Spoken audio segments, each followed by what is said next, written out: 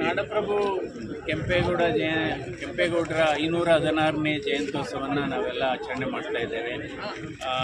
ಇದು ಏಕೆಂದರೆ ಈ ನಾಡು ಕಟ್ಟಿದಂಥ ಚೇತನ ಅವರು. ಏಕೆಂದರೆ ಅವರು ಕೇವಲ ನಾಡನ್ನು ಕಟ್ಟಲಿಲ್ಲ, ಒಂದು ಅದ್ಭುತವಾದಂಥ ಕೊಡುಗೆಯನ್ನು ಕೊಟ್ಟಿದ್ದಾರೆ. ಇವತ್ತು ಬೆಂಗಳೂರು ಭಾರತ ದೇಶದ ಒಂದು ಗ್ರೋತ್ ಇಂಜಿನ್ ಆಗಿ ದೊಡ್ಡದಾಗಿ ಬೆಳೆದಿದೆ. ಗ್ರೋತ್ ಇಂಜಿನ್ ಅಂತಲೇ ಹೇಳ್ಬೋದು. ನಮ್ಮ ಭಾರತ ದೇಶದ 3ನೇ ದೊಡ್ಡ ಆರ್ಥಿಕ ಶಕ್ತಿಯಾಗಿದೆ ಇವತ್ತು ಬೆಂಗಳೂರು.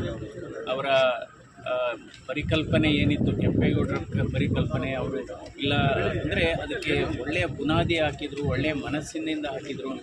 ಅವರು ಅದ್ಭುತವಾದಂಥ ಆಡಳಿತಗಾರರಾಗಿದ್ದರು.